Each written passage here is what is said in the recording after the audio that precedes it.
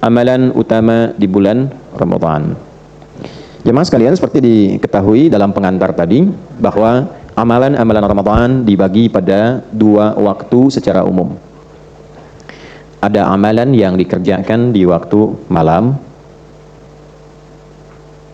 ya kan? Ini disebut dengan ibadatul lail. Saya tulis ini ya, ibadatul lail. Ada ibadah yang dikerjakan di waktu siang, ibadatul nahar. Ya, ini amal Ramadan. Baik. Di antara sekian amalan ini ada beberapa amal-amal yang utama. Amal utamanya dibagi 2. Ada yang berupa, ini kita turunkan ke sini dulu, amal utama. Ada yang berupa amal utama itu berupa perintah. Ada juga sifatnya yang berupa larangan. Yang dimaksud amal utama yaitu amal yang saat dikerjakan kita mendapatkan keutamaan pahala di atas rata-rata, di atas standar. Ya, misal begini, kalau standarnya itu sholat ditunaikan, pahalanya berapa? Kalau tidak tahu, cepat katakan Allahu a'lam ya, biar cepat ya, biar cepat nih. Sholat misalnya, ini ukurannya gini, kita pakai Al-Quran aja. Sholat itu diantara amalan yang disebut namanya dengan hasanah, kan? Ibu hasanah, ibu sholat. Ya, kalau nggak sholat bukan hasanah tuh. Ya, dari mana tahunya? Quran surah ke-11 Hud di ayat 114. Aqimis sholata tarafain nahar wa zulafan minal lail. Innal hasanati yudhibnas sayyiat. Tunaikan sholat itu yang terangkai dari mulai siang, fajar, sampai terus masuk ke maghrib, kemudian maghrib sampai ke isya terus. Nah, itu semua perbuatan hasanah. Innal hasanati, sungguh semua perbuatan hasanah dari rangkaian sholat itu yudhibnas sayyiat. Di antara manfaatnya menghilangkan keburukan-keburukan, menghapuskan otomatis dosa kecil. Jadi antara sholat satu ke sholat yang lain itu menggugurkan yang kecil-kecil. Malam takunil kabair, sepanjang bukan dosa besar. Salah lihat, salah dengar, salah bicara, itu kan? Ya, itu nanti dari subuh ke zuhur kan boleh jadi berpotensi ya, terjadi, berlaku itu. Nanti ketika sholat zuhur itu dihapuskan semua dengan sholat, kecuali dosa-dosa besar yang butuh tobat secara khusus, secara spesifik. Nah, ini diantara dalilnya. Nah, karena sholat masuk perbuatan hasanah, maka konstruksi hasanah itu ketika menunjuk pahala, kemudian diurai lagi di Quran surah ke-6 Al-An'am di ayat ke-160. Bagaimana bunyinya? Man jaa'a bil hasanati falahu asyru amthaliha. Siapapun yang mengerjakan satu perbuatan hasanah, dia mendapatkan poin 10 kebaikan. Ini yang disebut pahala. Ya, ini yang sering kita istilahkan pahala.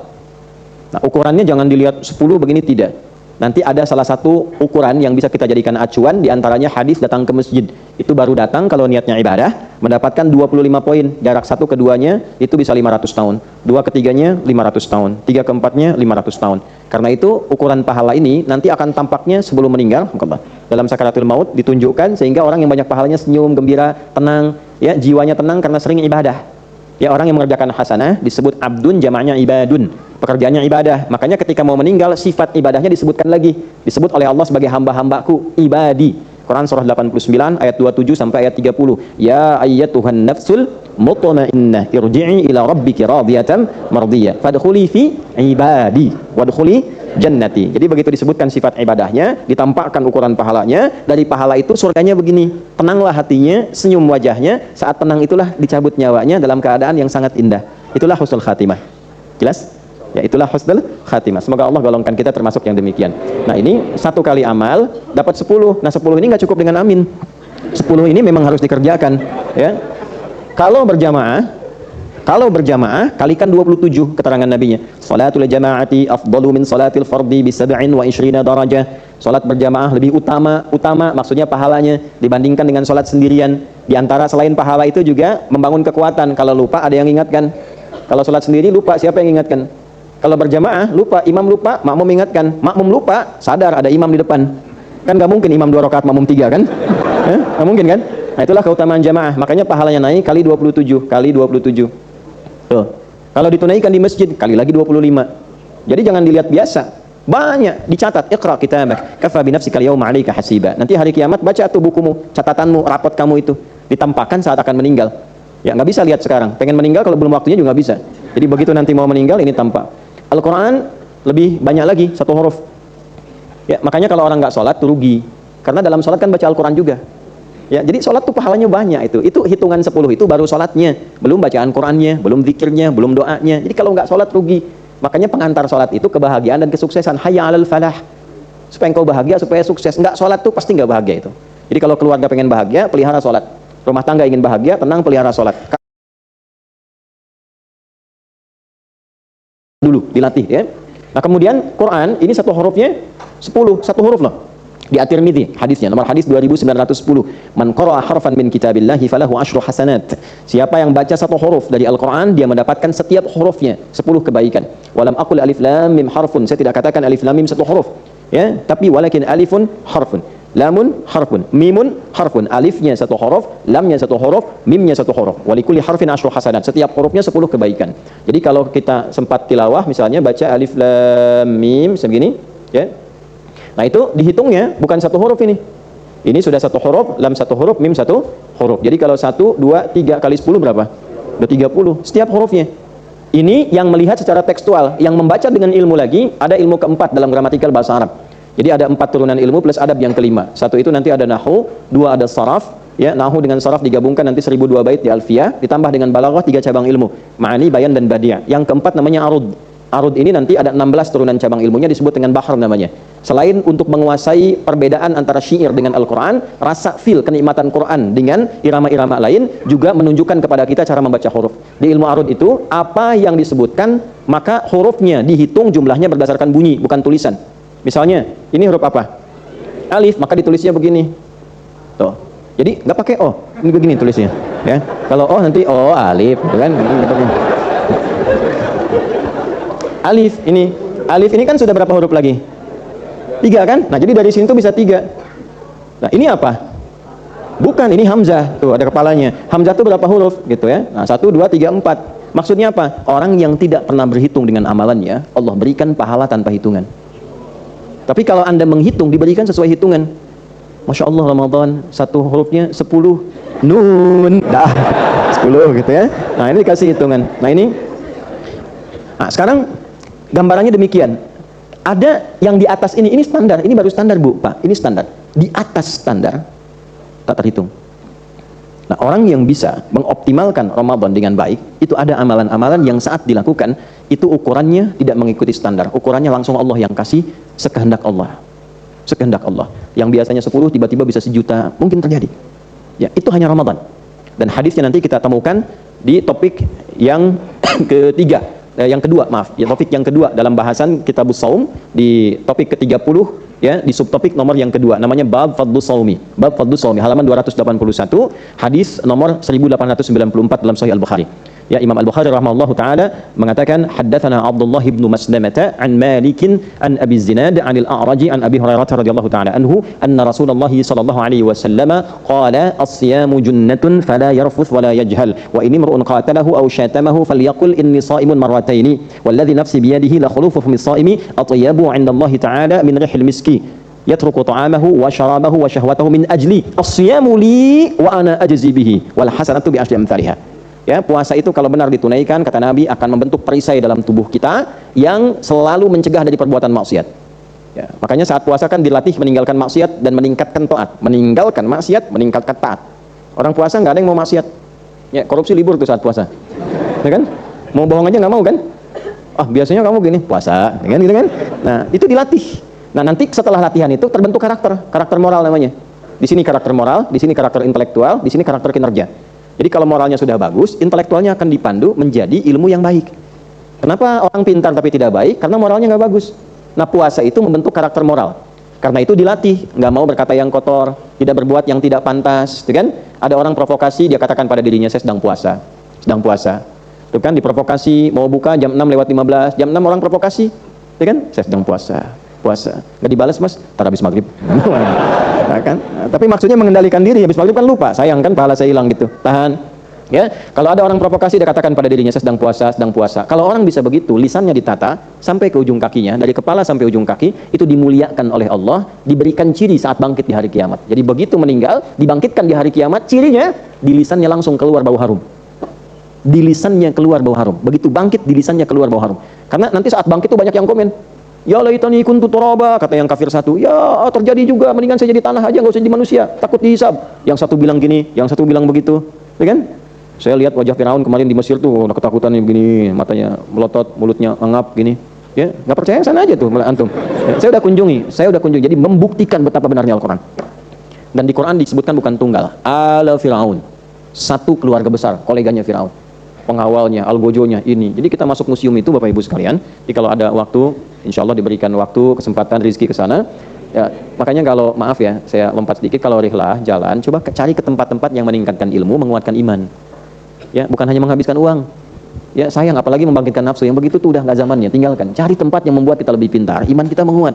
Jadi begitu masuk, itu keluarga besar Firaun, Bu. Bapaknya Firaun, ibunya Firaun, kakeknya Firaun, neneknya Firaun, generasi ini. Kemudian pengawalnya Firaun. Ini si fulan yang pengawal paling hebat disebutnya, itu yang tenggelam semua itu ada. Ya, rata-rata dikumpulkan. Jadi sekarang dikumpulkan jadi satu tempat, di satu museum. Jadi begitu masuk tuh langsung diarahkan, kelihatan, oh ini yang ibunya Firaun, ini yang istrinya Firaun, ada. Jadi betapa kalau sudah ditunjukkan kebenaran Quran langsung di hadapan mata kita, itu kalau belum beriman keterlaluan. Tampak loh di hadapan mata itu. Nah, kalau sudah beriman, tidak tergetar untuk mendekat kepada Allah, keterlaluan juga. Nah, maka dari itu ketika kembali kepada kita dalam bahasan puasa ini, ya, maka perhatikan kalimatnya. Ketika dibangkitkan di hari kiamat, keluar mewangi di lisannya. Ya, bukan karena nggak sikat gigi, bukan.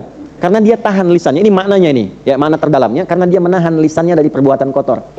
Ya, orang-orang yang nggak pernah berkata kotor, kata-katanya selalu lembut, selalu baik, itu wangi di hadapan Allah. Karena itu ketika dibangkitkan, hasil ibadah di lisannya ini diberikan apresiasi, keluar bau harum. Itu maksudnya. Ya, paham ya? Jelas ya? Ya, di luar pengertian fisikal.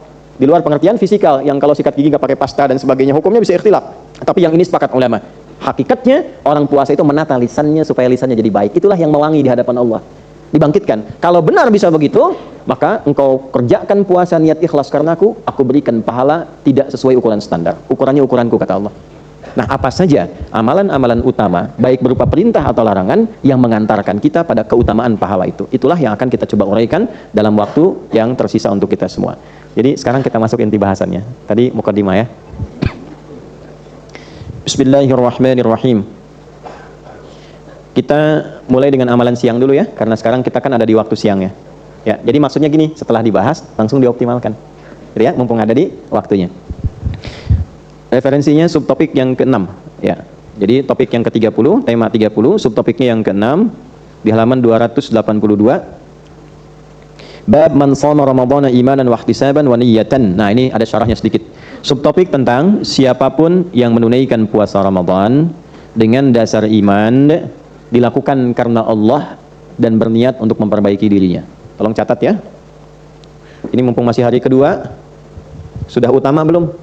Karena kalau yang standar kan niat, ya kan? Terus tahan lapar, tahan haus, tahan syahwat, tunggu buka. Ya kan? Makanya baru sahur udah lihat jadwal buka kan hari ini, jam berapa bukanya gitu kan? Kadang begitu, itu standar. Nah, kita yang ngaji ini melewati batas standar. Bab man, siapapun. Untuk semua terbuka, tapi secara personal. Jadi kalau kita baca man, artinya Nabi kirim pesan untuk kita secara personal. Hei Adi, ya Ali, hei Fulan, ya, hei Fulanah. Secara personal loh kita disebut tuh, hei Fulan. Oke, ini subtopiknya dulu. Yang puasa Ramadan, puasa khusus Ramadan. Di luar Ramadan tidak dapat hukum ini. Tidak dapat keutamaan ini. Syaratnya 3. Untuk menaikkan puasa kita menjadi kualitas utama. 1, dilakukan dengan iman. Pas ya, motivasinya iman. Karena nanti ada yang motivasinya adalah bukaan. Kenapa buka di Masjid Pondok Indah? Menunya bagus nih. Ya? Kan? Oh, kenapa sahurnya itikafnya di sini? Oh, fasilitasnya lengkap. Bukan karena itikafnya, tapi karena hal-hal duniawi yang melekat di dalamnya. Contoh, ya. Kemudian yang kedua, ihtisab. Ihtisab itu dasarnya keikhlasan plus evaluasi diri. Ikhlas dan muhasabah atau evaluasi. Ya. Yang ketiga, dilakukan dengan niat yang benar. Ya, 3 ini. Bukan sekedar dilafadzkan atau dihadirkan di dalam hati, tapi memang komitmen disampaikan dengan benar niatnya. Nanti kita bahas niat yang benar itu seperti apa. Sudah? Waqalat Sayyidatu Aisyah radhiyallahu taala anha, dan pernah menyampaikan tambahan keterangan Sayyidah Aisyah radhiyallahu taala anha anin Nabi sallallahu alaihi wasallam, dari Nabi sallallahu alaihi wasallam, ini tentang keutamaan niat ini. Yub'atsuna ala niyatihim, ya, manusia itu, hamba-hamba Allah itu akan dibangkitkan di hari kiamat dan mendapatkan bagian tempatnya di akhirat, ya, itu sesuai dengan niatnya masing-masing. Jadi kalau beramal di dunianya niatnya untuk dunia, nggak ada tempat di akhirat dalam surganya. Ya, karena untuk masuk ke dalam surga itu mesti ada niat yang menyertai amalan dunia itu dengan niat akhirat yang disebut ibadah itu. Ya, bukan sekedar ibadah ritual yang kita salat, kita puasa, kita baca Al-Qur'an. Sama antum yang belajar di kampus niatnya apa? Ya, kalau antum niatnya dapat ijazah aja, pahalanya nggak ada. Nggak dicatat pahala tuh. Nggak ada pahalanya. Ibu, bapak merawat anak karena apa? Ingin jadi dokter, jadi insinyur. Jadi insya Allah. Tapi nggak dapat hasil akhiratnya di situ. Ngedidik anak, gitu kan? Berangkatnya, cari hartanya, nggak ada nilai akhiratnya. Faja'alnahu haba'an manthura. Jadi debu berterbangan. Ya, itu di Quran, di surah ke-25 ayat 23. Wa qadimna ila ma 'amilu min 'amalin faja'alnahu haba'an manthura. Kalau ada orang yang orientasinya dunia saja, dikasih oleh Allah dunia. Antum pengen jadi arsitek dunia. Tapi kalau diniatkan dengan itu sambil ibadah, untuk menaati Allah, mengagumi kebesaran ciptaan Allah, ya, membuat sesuatu yang Allah ridha, merancang masjid, membuat jalan di teknik sipil supaya orang bisa lewat dengan nyaman, orang bisa ke masjid, orang bisa kenal Allah. Dengan niat demikian, itu setiap orang lewat, pahalanya antum ditulis. Coba yang bikin pipa wudu itu, niat ibadah enggak? Kalau diniatkan ibadah, berapa banyak orang wudu di situ? Antum kerjanya apa itu? Nah, itu dibangkitkan tuh hasilnya dari situ. Jadi sayang kalau investasi dunia itu nggak ada iringan akhiratnya itu. Dapatnya dunia, jangan khawatir. Wa minan nasi may yaqulu rabbana atina fid dunya. Diam dulu, ya. Bukan itu. Bukan. Wa ma lahum fil akhirati min khalaq. Ya, itu ayat 200-nya. Dan ada di antara manusia itu yang orientasi hidupnya duniawi. Yang penting dunia. Akhiratnya nggak dapat. Tapi ada orang yang cerdas karena tahu akan meninggalkan dunia dan tahu dunia bukan tempat tinggal tapi tempat meninggal, ya, maka dia gunakan dunia untuk investasi akhirat. Wa minhum may yaqulu rabbana atina fid dunya hasanah. Tuh, cari hasanah. Wa fil akhirati hasanah wa qina adzabannar. Jadi dia bekerja di dunia juga. Cuma dia mengkonversikan kegiatan dunianya supaya punya nilai akhirat. Kerjanya tetap di situ.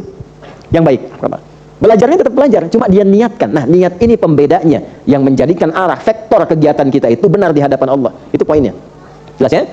Baik, nah sekarang ayo kita baca hadisnya. Nomor hadis 1901. Qala al-Imam al-Bukhari rahimahullahu taala, haddatsana Muslim ibn Ibrahim, haddatsana Hisham, haddatsana Yahya an Abi Salamah an Abi Hurairah radhiyallahu taala anhu, anin Nabi sallallahu alaihi wasallam. Itu sanadnya dari Nabi sallallahu alaihi wasallam. Qala, beliau menyampaikan. Perhatikan kalimatnya. Man qama lailatul qadri imanan wa ihtisaba, ghufira lahu ma taqaddama min dhanbi. Sekarang amalan siang. Man shama ramadhana imanan wa ihtisaba, ghufira lahu ma taqaddama min dhanbi. Keutamaan tiga hal ini menghasilkan sesuatu yang melebihi batas pahala standar. Jadi kalau benar mengerjakan puasanya dengan tiga unsur ini, maka yang diberikan oleh Allah pertama kali ampunan dari semua dosa yang pernah dikerjakan. Ampunan dari semua dosa yang pernah dikerjakan. Semua dosa. Ya, dari ujung kepala sampai ujung kaki. Ma itu tanpa batas, insyaallah. Siapa yang nggak punya dosa, terus boleh menilai dirinya. Ya, saya punya keyakinan setiap kita kan kesimpulannya pasti sama tuh. Bekalnya sedikit, amal solehnya sedikit, amal salahnya banyak, tapi cita-citanya kan surga Firdaus kan. Sama kita semua begitu. Dan nggak ada satupun hamba hidup yang merasa nggak punya dosa, tuh nggak ada. Nah sekarang pertanyaannya, pengen satu tempat terbaik, tapi dosa bergelimang, cara menghapusnya bagaimana? Ya. Nah, makanya hal pertama yang harus kita hadirkan ketika masuk Ramadan itu bersyukur dulu sama Allah. Karena dikasih kesempatan menggugurkan kotoran-kotoran yang melekat dalam tubuh kita itu. Yang belum tentu orang dapat, ya, dari sekian orang yang hidup sampai sekarang. Bahagia, semua bahagia. Ramadan itu unik Pak Ibu, sesuai dengan apa yang Quran sampaikan. Semuanya ikut senang. Jangankan orang Islam, yang non-Muslim pun senang dengan datang Ramadan. Ya, bahkan memviralkan Ramadan datang. Kemarin sedang isbat, apakah yang meliput semua Muslim? Belum tentu. Media-medianya punya orang Islam? Belum tentu. Tapi kan orientasinya beda-beda. Saya senang karena jualan pasti akan meningkat, tuh kan? Senang karena faktor begini, senang karena faktor begitu. Semua senang dengan Ramadan. Tapi di antara sekian yang senang itu ada yang terpilih oleh Allah. Dia menunaikan puasa dan dihilangkan semua sifat-sifat keadaan buruknya, dosanya digugurkan oleh Allah. Apa keuntungannya ketika dosa gugur? Kalau ajal tiba bersamaan dengan dosa semua dihilangkan, maka bersih kita. Pulangnya insya Allah selamat. Gitu. Itu yang mahal itu. Nah, jadi nanti ada berkah untuk dunia, ada pahala untuk akhirat. Kalau berkah itu apa yang kita dapatkan di dunia berupa tambahan kebaikan. Misal, dosa itu salah atau buruk? Nah, kan nggak fokus kan? Dosa itu salah atau soleh? Salah di sini kan? Otomatis kalau orang banyak salah, salahnya naik, solehnya pasti turun, karena nggak akan ketemu. Orang yang banyak kosakata kotornya itu tidak akan mampu mengeluarkan kata-kata yang baik, karena yang kotornya dominan. Jelas. Sebaliknya, kalau yang ini kita hilangkan, pasti yang solehnya akan naik. Jadi kalau pulsa yang kotornya hilang, yang baiknya pasti akan muncul. Maka keberkahan di dunia bagi orang yang diampuni dosanya secara otomatis akan merubah dia menjadi orang baik, karena sifat-sifat yang jelek pada dirinya itu digugurkan oleh Allah. Misal, mata banyak dosa, berarti banyak salah. Ketika diampuni dosanya, itu dihilangkan, ditutup sekat-sekat salahnya, maka yang muncul yang baiknya. Maka keluarlah fungsi mata yang terbaik, dia melihat yang baik, menatap yang mulia. Demikian sampai ke lisan, sampai ke ujung kaki. Jadi keberkahan dari ampunan dosa yang Allah berikan bisa merubah seseorang menjadi orang baik, singkatnya begitu. Coba lihat, silahkan lihat. Orang-orang yang diampuni dosanya oleh Allah, dia bertaubat, kan? Silahkan Anda cek siapapun profilnya, pasti jadi orang baik. Ya, siapa yang nggak pernah dengar Abu Dzar Al-Ghifari misalnya? Jundub bin Junadah, baca sirahnya, baca perjalanan hidupnya, baca kisahnya. Dia bisa keluar dari dunia gelap menjadi satu cahaya yang terang benderang. Ya, jadi ustadz, jadi kiai, jadi periwayat hadis. Yang asalnya seorang ketua begal. Ya, dan keluar dari dunia itu menjadi sesuatu yang sangat terpuji. Sahabat-sahabat mulia sampai sekarang yang dikenalnya yang baik-baik saja. Tidak harus jauh-jauh ke sana, orang-orang sekitaran kita mungkin pernah ada yang disebut dengan ini dunianya begini, perilakunya begini, tapi ketika dia bertobat dan diterima tobatnya, digugurkan dosanya, semua orang berubah menilainya. Dia orang baik ini. Dan ketika jadi orang baik, yang jeleknya itu ketika disebut bukan untuk menjelekan, tapi menjadi hikmah pelajaran. Jadi baik lagi. Nah, itulah keberkahan yang bisa didapatkan oleh orang yang mendapatkan ampunan Allah. Ramadan itu sehari aja puasa, puasanya benar, dosa gugur. Sehari aja, dosanya gugur. Tandanya apa? Akan merubah keadaan diri kita dari ujung kepala sampai ujung kaki jadi baik semua. Kemarin udah sehari puasa tuh, pengaruhnya bagaimana? Coba cek matanya, cek telinganya, cek lisannya, ada perubahan nggak? Nah, kita bisa ukur. Jadi kalau ada yang belum berubah sepenuhnya, nah berarti ada yang masih dibutuh hari kedua. Hari ini benar nggak puasanya? Nanti hari ketiga cek lagi sampai betul-betul merasakan keluar dari kegelapan, lahir seperti fitrah lagi. Kan begitu kan?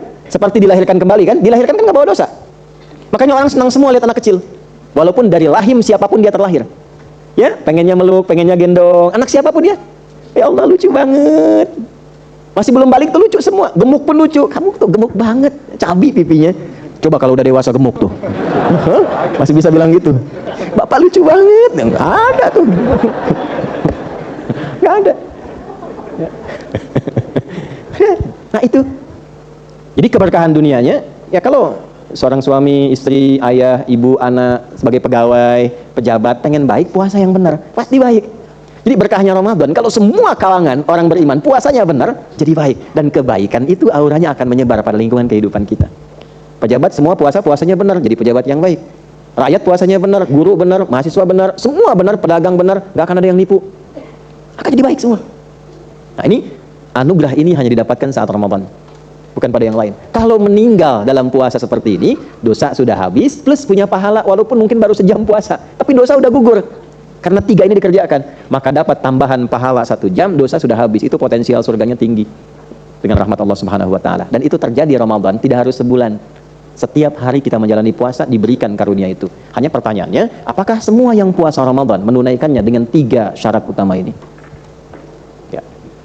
Kalau mau standar dapat biasa, dapat. Tahan, lapar, haus, ini dapat. Tapi kalau kita pengen yang ini, kita turunkan. 1, imanan, dia tunaikan puasa dengan penuh keimanan.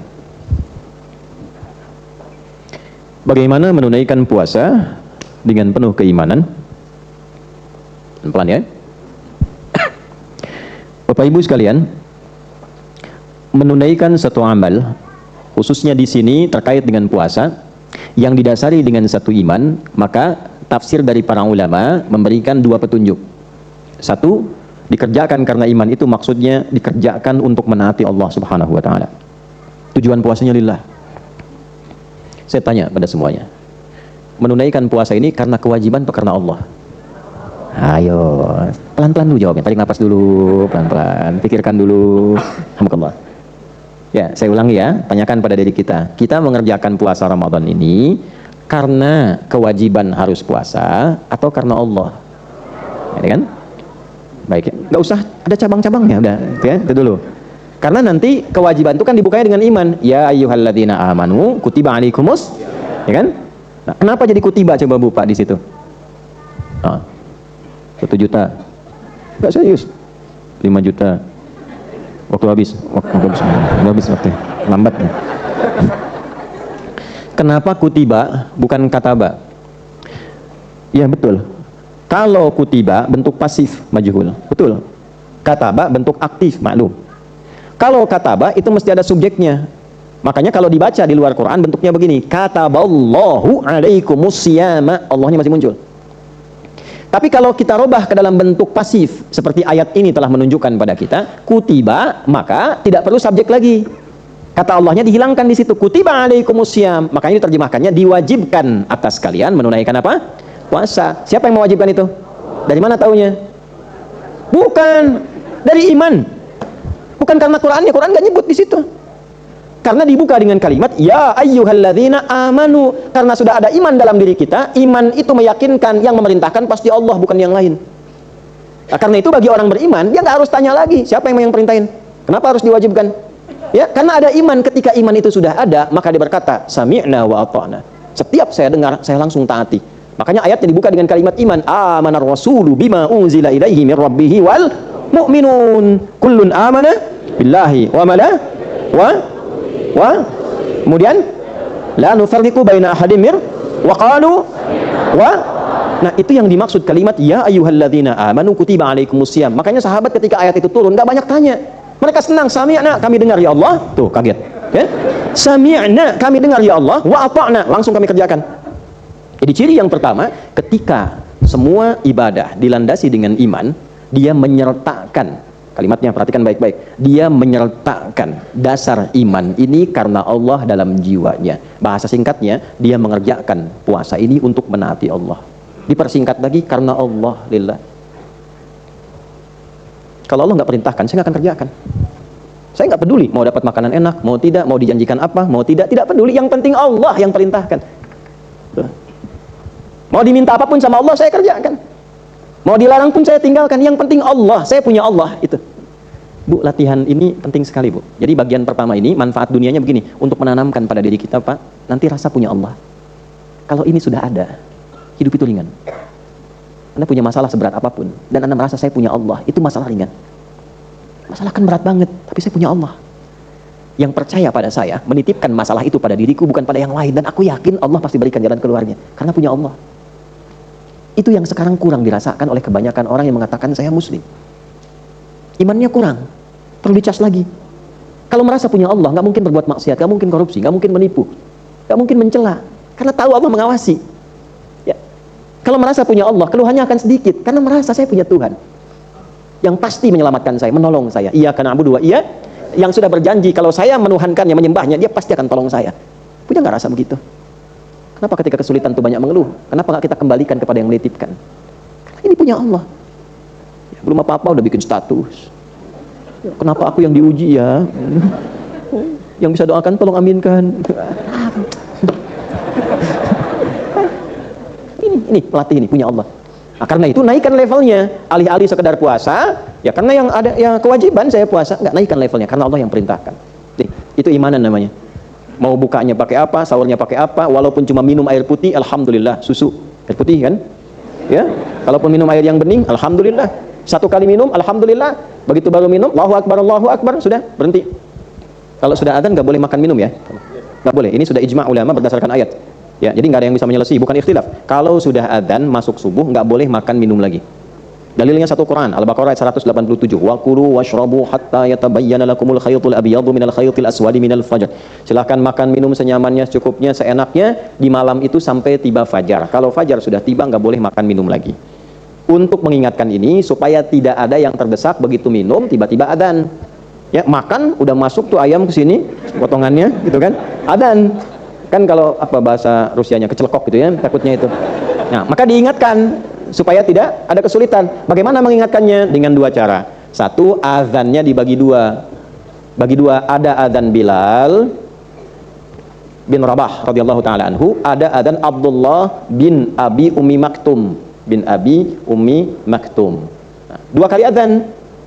Adzannya Bilal bukan adzan subuh, adzan pengingat waktu subuh sebentar lagi tiba. Yang lagi makan, hati-hati ya, sebentar lagi tiba. Jangan sampai nanti saat makan dan minum adzan tiba, jadi akhirnya tidak membuat situasi kondusif.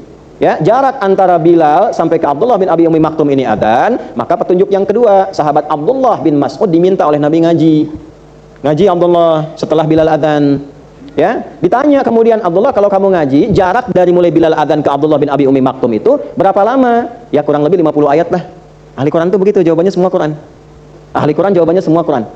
Ya, Ustadz dari Bekasi ke sini berapa lama, berapa jam? Ya kurang lebih 2 juz lah. Ya. Nah, gitu. Kalau jadi ahli Quran antum enak itu. Ya insya Allah ya. Jadi yang semua keluar Quran. Quran peci berapa? Khatamallahu ala qulubihim wa ala sam'ihim. Anak berapa? Ulaika ala hudam min rabbihim wa ulaika humul muflihun. Istri alif lam mim. Ada rencana poligami, sadaqallahul azim. Itu Quran. Nah, ini 50 ayat ngaji. Nanti setelah ini selesai, orang tahu. Oh, ini tahu nih, ini akan adzan. Nah, inilah adzan subuh yang ini.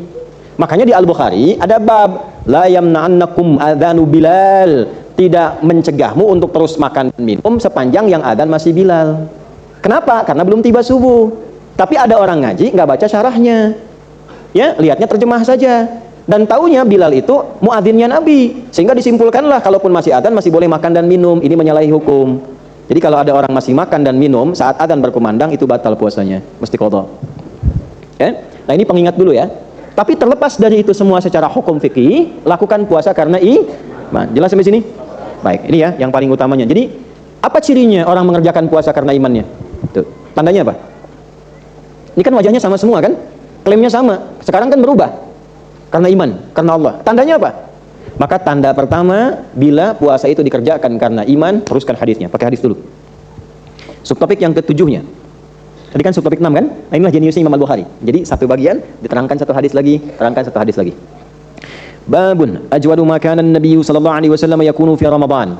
Bab subtopik yang menerangkan tentang karakter Nabi yang sangat mulia, sangat dermawan, sangat indah yang terjadi di bulan Ramadan. Jadi kalau puasa itu dikerjakan karena iman, terlihat tanda-tandanya seperti yang ditunjukkan oleh Nabi ini saat puasa.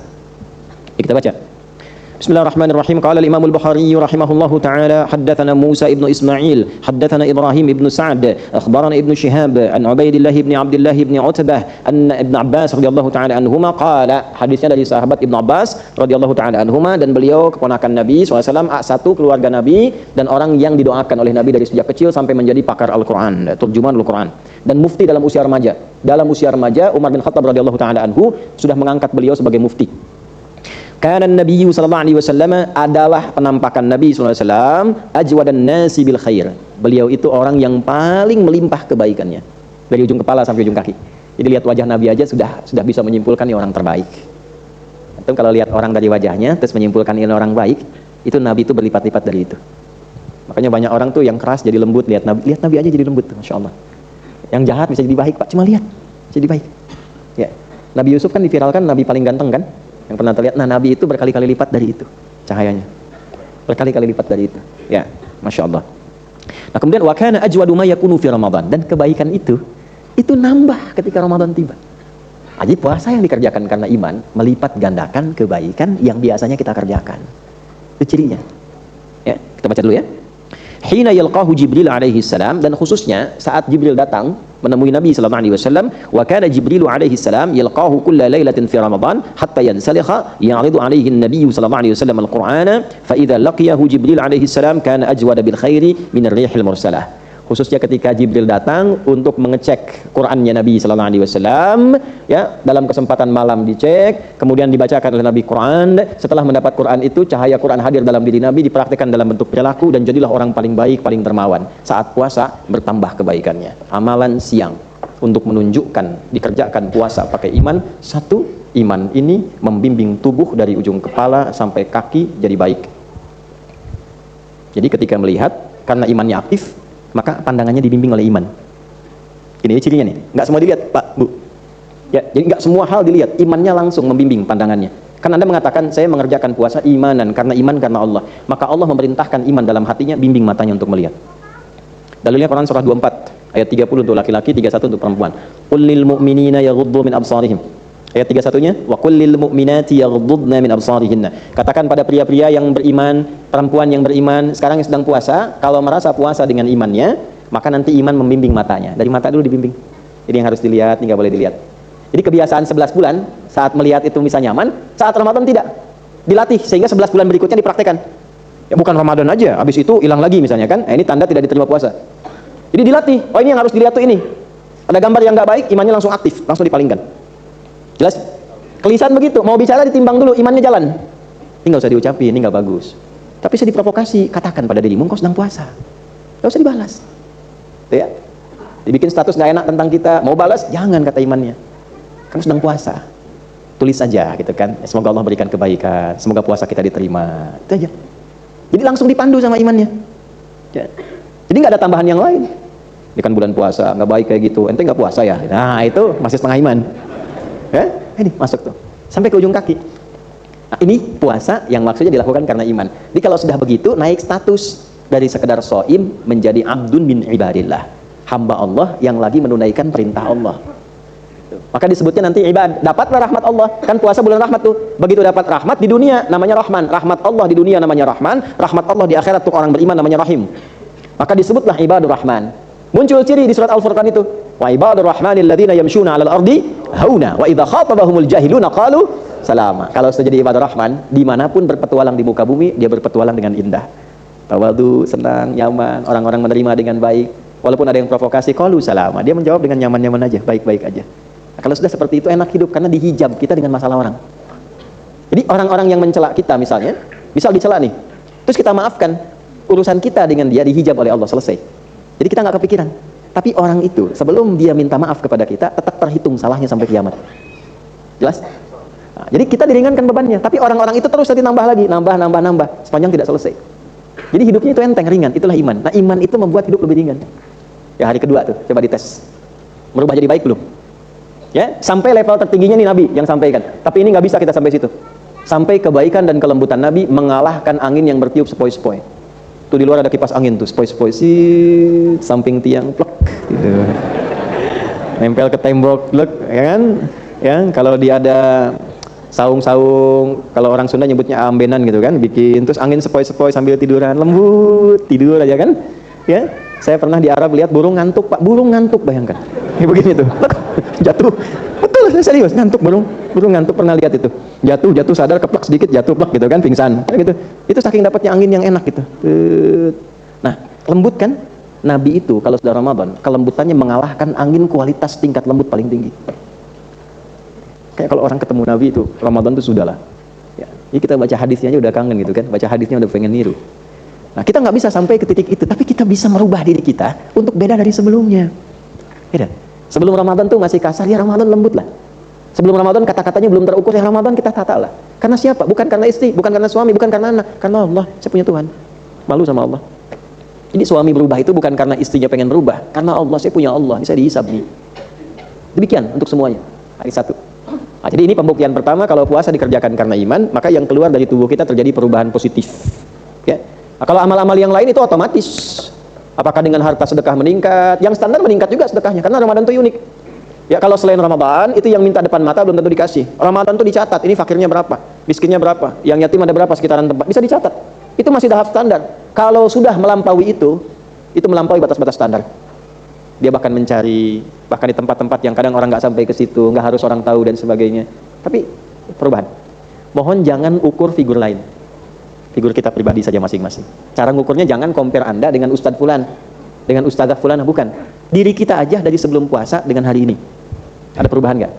Ya standarnya kita aja dari ujung kepala sampai ujung kaki. Maka hari pertama, kalau saya sih suka memotivasi diri begini. Setiap hari keluarkan latihan 1. Kemarin misalnya untuk pikiran dulu supaya berpikir positif. Nanti kalau sudah tekad begitu pasti diuji, pasti. Ya kalau nggak diuji nggak ketahuan perubahannya. Ya. Nanti hari kedua sekarang berlatih misalnya di pandangan mata, jaga. Latihan sampai merasakan kenikmatan memandang dengan iman. Besok pakai lisan, buat lisan. Terus sampai masa sebulan gak ada yang berubah di tubuh kita. Ya, jelas di sini? Alhamdulillah. Ini bagian pertamanya. Nah inilah cara seperti ini bila dikaitkan dengan evaluasi pada diri kita namanya ihtisab.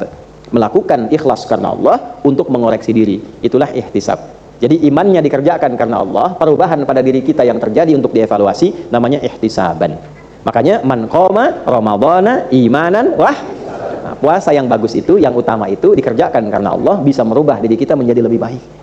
Ya, ketika dihisab namanya muhasabah untuk diri kita. Di kiamatnya hisab, usaha sungguh-sungguh untuk mengevaluasi diri, menghisab diri, itu ihtasaba yahtasibu, sifatnya disebut ihtisab. Jadi ada hasiba yahsabu atau yahsibu, ada hasaba yuhasibu, ada ihtasaba yahtasibu. Hasiba yahsabu, hisab, itu menghitung dengan cepat, dengan akurat. Kita dihisab di hari kiamat akurat semuanya, A sampai Z.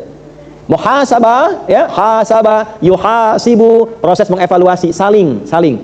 Ya, tanya ke istri kekurangan saya apa, demikian istri ke suami, ke teman dan sebagainya, itu muhasabah. Atau lihat cermin sehingga tampak diri kita sendiri. Ihtisab, yahtasaba, yahtasibu, pakai alif dan ta menunjukkan kesungguhan, serius. Jadi kalau pengen puasa pakai iman ya serius, nggak bisa setengah-setengah. Pengen berubah lisannya jadi baik, serius, perbaiki. Nanti setelah itu Allah kirimkan ujian. Tumben nih bahasanya berubah. Nah, itu ujiannya. Nah, balasnya gimana nanti tuh? Akan selalu begitu. Kalau kita sudah komitmen pakai iman, pasti ada ujian. Nggak mungkin nggak ada ujian. Bapak Ibu tahu dari mana anaknya lulus dengan nilai yang bagus? Ujian kan? Berhasil belajar di sekolah, ujian kan? Kita juga nggak akan diketahui lulus dari pelajaran ini kalau belum ujian. Jadi kalau sekarang komitmen saya akan menerapkan ini, pasti ada ujian. Pulang ke rumah senyum, ya kan? Istri pulang pas ikut ngaji, suami qadarullah belum sempat, pulang ke rumah jadi sopan. Tumben kamu begini. Nah, ada ujian. Responnya gimana tuh? Nah, kalau jawabnya ketus berarti belum lulus materi ini. Makanya ngaji. Udah kan? Nah, ini babnya ini. Nggak mudah ya. Ustadz juga sama, makanya jarang Ustadz ngajar bawa istrinya, kan jarang tuh. Saya cerita karena hari ini sinyal gangguan, nggak live kan? Nggak ya, gangguan, alhamdulillah, tapi direkam, nanti insya Allah besok atau kapan nanti naik tayangan ini insya Allah. Yang diedit yang ini ya, biar aja nanti lihat. Nggak apa-apa ya, alhamdulillah, kan saling ingatkan, kan kita pertama mengamalkan. Kalau ingin baik pasti diuji, nggak mungkin nggak ada ujian. Jadi ketika Allah kirimkan ujian, itu ingin merubah kita jadi baik. Kalau ujiannya harta, berarti harta kita ingin ditata oleh Allah sehingga keluar yang baik-baiknya. Yang jeleknya hilang, yang baik muncul. Kalau ujian di rumah tangga, pasti ada masalah. Bohong kalau ada orang hidup berumah tangga nggak ada masalah tuh bohong. Kalau nggak pernah berantem tuh bohong. Yang hadis Nabi aja ada kok masalah. Nabi orang paling baik, paling takwa di muka bumi, dikirimkan masalah di rumah tangga. Anda bukan Nabi. Statusnya bukan yang terbaik dalam pandangan Allah. Kami nggak ada masalah, bohong. Pasti ada. Itu dikirimkan supaya sakinah muncul. Walaupun istri Anda namanya Sakinah, supaya muncul ya mawaddah rahmah, supaya keluar. Kalau nggak ada itu mawaddah nggak akan muncul. Antum kalau nggak diuji dengan sulitnya cari pekerjaan, nggak akan keluar sifat mawaddah. Perjuangannya apa, kenikmatan meraih itu apa, nggak akan bisa cerita. Ya, orang-orang sukses itu kan kalau ceritanya bukan kesuksesannya, cerita perjuangannya. Silahkan Anda cek orang-orang kaya-kaya sekarang, kalau dia podcast dia cerita, dia nggak akan pernah cerita saya punya ini, akses dia begini, dia akan cerita tentang pengalaman perjuangan masa lalunya. Yang mahal tuh itunya, teman-teman. Jadi ketika diuji, berbahagialah. Terima kasih ya Allah, kau titipkan ujiannya kepadaku bukan pada yang lain, kau percaya denganku. Aku akan tunjukkan bahwa aku akan menjalani itu dengan sungguh-sungguh. Ini ihtisaban, sungguh-sungguh. Nah, jangan yang punya utang antum suruh ustadz yang lunasi. Nah, ya, ujiannya kan antum lulus. Jangan yang masalahnya antum punya ya dibebankan pada orang lain. Konsultasi, minta pendapat, bagus. Minta arah, bagus. Tapi untuk menghadapinya, nih, saya akan kerjakan, saya akan lakukan. Gak mungkin Allah kirimkan ujian kalau tidak diberikan cara menyelesaikannya. Ini ihtisaban namanya. Nah, makanya yang pertama iman dulu, harus merasa punya Allah dulu. Kalau itu kurang, nanti pesimisnya banyak. Jelas di sini? Nah, untuk bisa memaksimalkan dua ini, niat wa niyatan, niatnya mesti benar. Makanya 3 tadi, 1 imanan, 2 ihtisaban, 3 wa niyatan, niat yang benar. Jadi kalau standar mau besoknya puasa, kita bisa puasa siapkan, bisa niatnya dilafatkan untuk menguatkan, ya. Nawaitu shauma ghadin an ada'i fardhi syahri ramadhan hadhihi sanati imanan wa ihtisaban lillahi ta'ala. Mau di hati dikuatkan, jazamkan, boleh, tanamkan pada hati kita. Kemudian siapkan makan sahur untuk menaati Allah dan Rasul. Mulai dari situ baru tanamkan ini. Benarkan dulu niatnya. Kalau cuma standar dibacakan selesai. Nah, niat yang benar itu ini Bapak Ibu. 1, at-takhalli namanya, takhalli. Ini ulama banyak membahas ini. Takhalli itu dari kata takhalla, ya takhalla. Sudah? Berusaha mengosongkan, menghilangkan hal-hal yang tidak baik yang ada dalam hati. Ya, hal-hal yang tidak baik yang ada dalam hati. Karena niat tempatnya dalam hati. An-niyatu mahalluha fil qalbi. Tempatnya di sini. Nah, ini mesti bersih. Kalau nggak bersih nggak keluar imannya. Kalau nggak bersih nggak keluar ihtisabnya. Maka yang pertama stepnya takhalli, hilangkan dari sifat-sifat yang kotor dulu. Pesimis. Masa mau puasa Allah sudah bentangkan banyak manfaat, orangnya pesimis. Hambanya pesimis. Itu nggak tepat. Jelas? Sifat-sifat kurang baik yang biasa-biasa ada di hati, niatkan untuk memperbaiki itu. Masing-masing sudah punya pandangannya sendiri. Karakternya dibaca masing-masing. Nah, niatkan untuk memperbaiki itu. Saya mau puasa dengan iman, berjuang mengevaluasi diri, niatkan dalam hati, ya Allah, jadikan dengan puasa ini sifat-sifat kurang baik saya itu bisa hilang. Ya, saya ajarkan doa ya, saya ijazahkan doa ini. Boleh Anda ikuti. Ini kan direkam juga, nanti kalau lupa bisa diputar rekamannya kembali. Ya, enggak perlu semua naik handphone, nggak apa-apa ya. Atau nggak apa-apa untuk yang bab ini boleh handphonenya naik, tapi setelah ini turun lagi. Ya.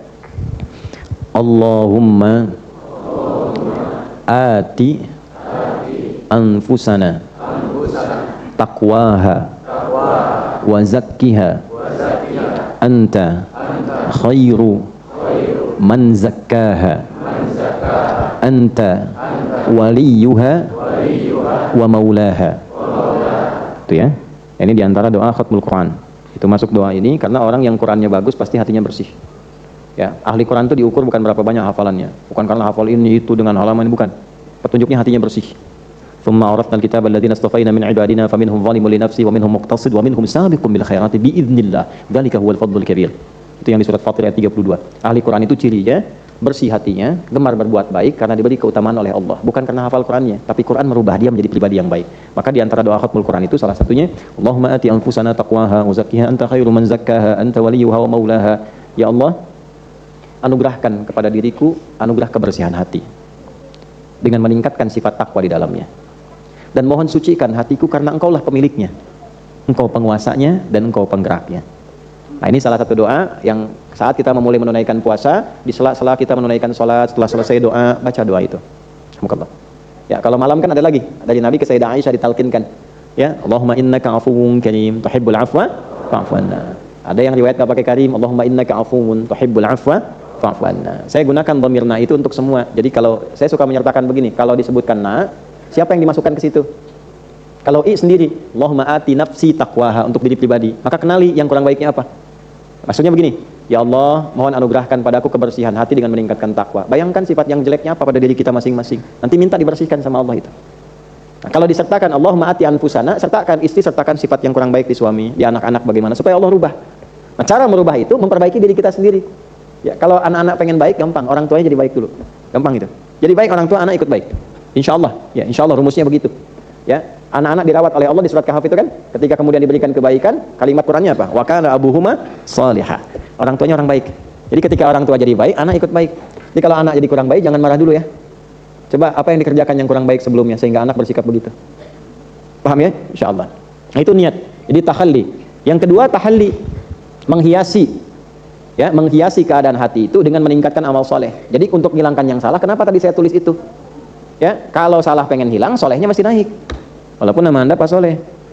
Dengan salahnya pengen hilang, solehnya tingkatkan. Makanya tadi minta kepada Allah bukan hanya dibersihkan, tapi ditingkatkan takwa. Takwa itu temannya amal soleh. Makanya kalau iman ketemu amal soleh, pasti ujungnya takwa. Takwa dibuka, pasti ketemu iman amal soleh. Contoh, takwa pertama di Al-Baqarah ayat 2. Dzalikal kitabu la hudal lil. Siapa orang takwa di sini? Ayat 3-nya. Alladzina yu'minuna bil iman wa yuqimunas amal soleh. Puasa, ya ayyuhalladzina iman kutiba alaikumus amal soleh kama kutiba alal ladzina min qablikum la'allakum taqwa. Itu rumus. Kalau dibikin persamaan, takwa sama dengan iman plus amal soleh. Ya, demikian. Jadi kita bisa menggunakan tahalli, hilangkan dari sifat-sifat yang kotor, berdoa dulu, evaluasi diri kita, terus tahalli, hiasi dengan amal soleh. Mulai sekarang berlatih. Nah, karena itu dari awal sebelum puasa, saya sering kali menekankan, bikin kurikulum Ramadan. Nih Bapak Ibu ini siang ini mau ngapain? Hari ini baca berapa juz nih Quran? Ayo hari ini. Berapa halaman? Kalau nggak punya program nanti susah. Ya, yang ahli-ahli Quran itu minimal tuh ya, setiap sholat itu pasang 1 juz misalnya. Ya, subuh, zuhur, asar, maghrib, isya. 5 juz per hari itu. Yang sudah biasa ya, yang sudah biasa, yang bacanya sudah bagus, sudah enak. Dibagi 2, sebelum sholat, setelah sholat, sebelum subuh, habis sahur, setengah juz, kan sebentar. Setelah subuh, setengah lagi.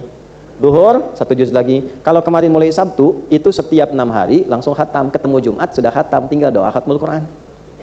Kan Sabtu 5 juz, Ahad 5 juz, Senin 5 juz, Selasa 5 juz, Rabu 5 juz, Kamis 5 juz. 5 kali 6 30 juz. Jumatnya tinggal baca Al-Kahf, malamnya Yasin, Al-Kahf, Al-Mulk, kemudian doa. Enak begitu. Ya. Nah, belum dapat ke situ, turunkan misalnya sehari saya 1 juz bagi 5. Itu gampang nanti bacanya, Bu. Ya, ingin mulai, niatnya ikhlas. Jangan lihat bisa tidaknya, lancar tidaknya. Nabi mengatakan, yang belum lancar pun dibeli 2 pahala. Pahala kesungguhan pengen bisa baca, pahala dari hasil bacaan 2 kali. Ya. Walladzi yatata'ata wa huwa syaqqun 'alaihi atau kama qala sallallahu alaihi wasallam falahu ajran. Siapa yang berusaha pengen bisa ngaji sampai bisa ngaji, itu diberikan 2 pahala oleh Allah. Keinginan kesungguhannya plus hasil bacaannya, 2 kali pahala. Targetnya begini misalnya, 1 juz. 1 juz itu kan juz pertama Al-Fatihah plus Al-Baqarah 141 ayat kan? Al-Fatihah misalnya nggak usah dimasukin lah, masa nggak bisa baca Al-Fatihah? Ya, kan tiap hari dibaca ya. Berapa? 15 kali, 16 kali? 17. Kalau 16 berarti tadi subuhnya 1 rakaat, kan? Pasti 17. Ya. Nah, sekarang lihat rumusnya nih, lihat rumusnya. Ambil yang 141 aja. Ini kan 1 juz itu 141. 10 lembar 20 halaman kan? Kalau mau pakai per ayat gini, 141 bagi 5 waktu sholat. Berapa? 28 lah cepet ya, kurang lebih. Benar nggak? Benar nggak? Iya kan? Kurang lebih 28 kan? Plus 1. Ya, ini 28, ini 28, ini 28 sampai Isya. Bagi 2 berapa? 14. Sebelum subuh ibu ngaji 14 ayat. Gak usah banyak-banyak. Cuman bacanya yang benar, yang tertib. Setelah subuh 14 ayat. Sebelum zuhur 14, setelah zuhur 14 sampai Isya 1 juz selesai. Alhamdulillah. Itu sehari 1 juz, nggak kerasa. Bacanya cuma 14. 14 ayat itu kan berapa menit sih? Paling 10 menit. Ya kan? Bisa kurang dari itu. Karena 14 itu 1 halaman kurang. 1 halaman kan 15 ayat. Ya kan? Kalau kita mau bagi begitu. Jelas? Astagfirullah. Ya, semoga Allah ampuni, saya mohon maaf kalau ada yang kurang tepat disampaikan ya. Jelas? Nah, ini yang kedua. Jadi tahalli langsung praktek. Diuji, hilangkan keburukan-keburukan, niatkan. Setelah itu tahalli, cari amal soleh. Salah satunya apa? Tadi Quran disebutkan di hadis.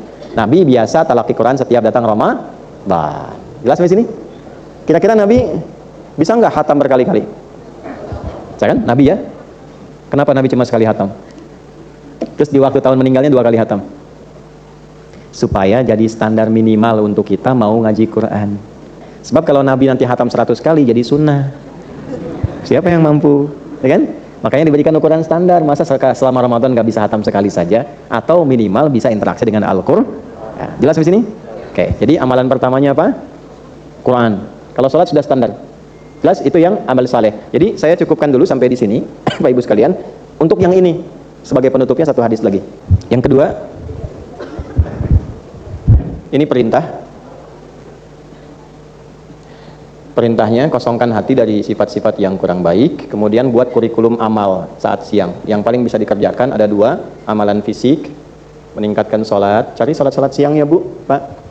Ya, 2 rakaat sebelum subuh, sholat syuruk, 2 rakaat yang duha. Ada yang 4 rakaat duha, silakan. Sepanjang belum duhur masih ada kesempatan untuk duhanya.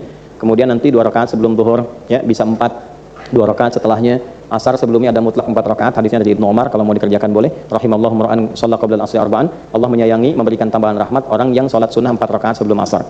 Maghrib 2 rakaat setelah maghrib. Kalau sunnah yang sebelumnya itu kalau betul-betul belum ada orang nunggu, karena maghrib itu mepet.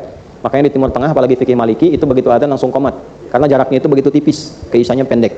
Oleh karena itu yang ba'diyah yang didahulukan. Sebelum isya, setelah isya. Itu untuk yang malam. Nah yang siang keluarin menunya, dituliskan.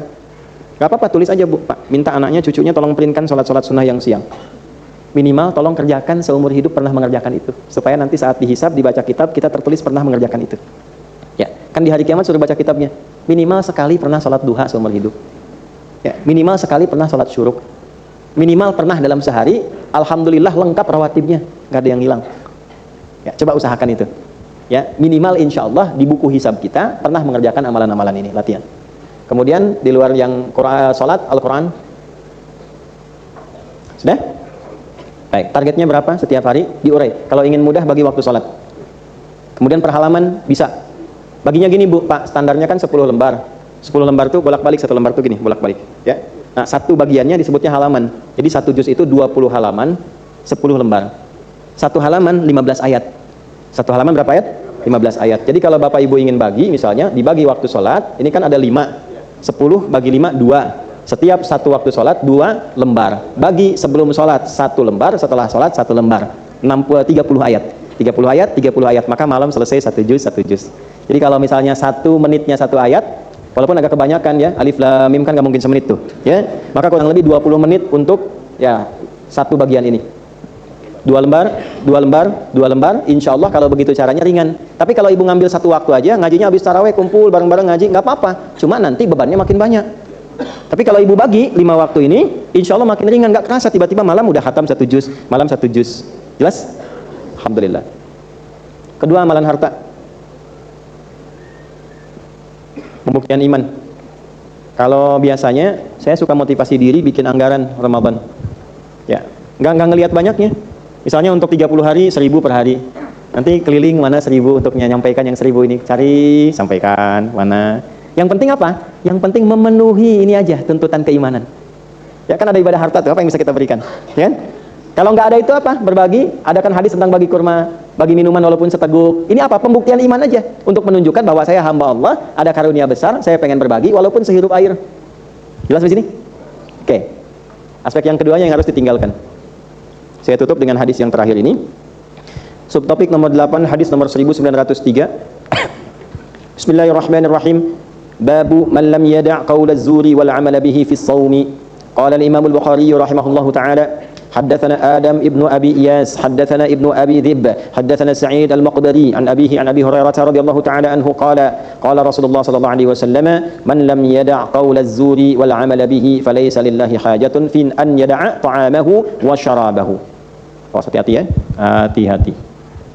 Nabi SAW menyampaikan, siapa yang selama puasa tidak mampu mengontrol kata-katanya sehingga selalu mengeluarkan kata-kata yang tidak baik. Ya, qaula zuri itu kata-kata kotor yang sifatnya provokatif. Ya, bisa dua objeknya, bisa ke diri pribadi, bisa ke orang lain. Jelas? Ya, kata-kata yang nggak bagus karena semua rata-rata bermula dari lisan. Nah, sekarang pindah lisan punya juru bicara. Tangan, jari ini. Story, status, ya, tulisan. Siapa yang masih dalam Ramadan belum bisa mengontrol juru bicara dari tubuhnya, mau lisannya, mau tangannya sekarang, atau ekspresi bagian dirinya, dan dia tetap mengerjakan itu selama puasanya, maka Allah nggak butuh puasanya. Aku nggak peduli dia ninggalkan makan, dia ninggalkan minuman, nggak dihitung oleh Allah. Jadi ini yang disebut oleh Nabi SAW, rubba shaimin laisa lahu min siyamihi illal ju' wal atas, atau kama qala sallallahu alaihi wasallam. Ada orang yang kelihatannya puasa tapi nggak dapat apa-apa dari puasanya kecuali terlihat menahan lapar dan haus saja. Maka bab perintah ini yang tadi yang kita bahas, bab larangannya, kontrol diri kita. Kalau merasa menunaikan puasa dengan iman, maka tolong kontrol diri ini. Kalau mau berkata, timbang dulu. Kalau mau berekspresi, lihat dulu. Ada sesuatu yang kurang baik, cepat perbaiki. Ingat Allah. Biasanya kalau iman sudah aktif, kalau ada yang keliru, imannya aktif, langsung dia koreksi itu. Ya, langsung dia rubah dan seterusnya. Jelas sampai sini? Nah, inilah apa yang kita dapatkan dari hadis yang pertama tentang keutamaan Ramadan. Alhamdulillah kita mulai di hari yang kedua ini. Kalau ini bisa kita kerjakan, maka anugerahnya sebelum pahala diberikan, ghufira lahu ma taqaddama min dhanbi. Karena orang ini mau mengevaluasi ujung kepala sampai ujung kakinya, dia merubah dirinya, dia lakukan karena Allah, maka Allah meridhai amalannya, yang Allah turunkan semua dosa-dosanya diampuni oleh Allah Subhanahu wa taala. Ini taubatnya ini melalui amal, bukan bicara lagi. Gini Pak, gini. Saya mau mandang dengan pandangan yang baik. Saya berjanji hari ini pengen lihat yang baik-baik aja. Itu sudah taubat mata. Ya, tanpa harus kita mengatakan, ya Allah saya taubat dari pandangan saya. Tanpa kita berkata begitu, itu otomatis dosa mata gugur semua. Terus ke lisan. Sebagai anak pernah bicara apa tuh? Ya, sama orang tua. Sebagai pasangan, sebagai tetangga. Terus kita berusaha menata jadi lebih baik nih. Ya Allah, saya pengen lebih baik karenamu ya Allah. Saya pengen lebih baik. Terus lisannya ketika akan bertutur diaktifkan imannya, mengontrol lisan. Itu otomatis yang dulu gugur semua. Babnya dihapus semua itu. Karena kalimatnya semua yang telah berlalu. Tapi para ulama memberikan catatan juga, kecuali utang. Utang tetap dibayar. Dosa gugur, utang belum lunas. Ya kan? Jadi kalau ada utang tetap diniatkan untuk dibayar. Ingat ya, berniat menghutang. Kalau pengen cepat melunasi utang, niatkan untuk bisa melunasi. Kalau nggak niat, susah. Seperti berniat meminjam utang, niatkan untuk melunasi dan niatkan untuk mendapatkan ridha Allah. Itu dipercepat nanti. Insya Allah.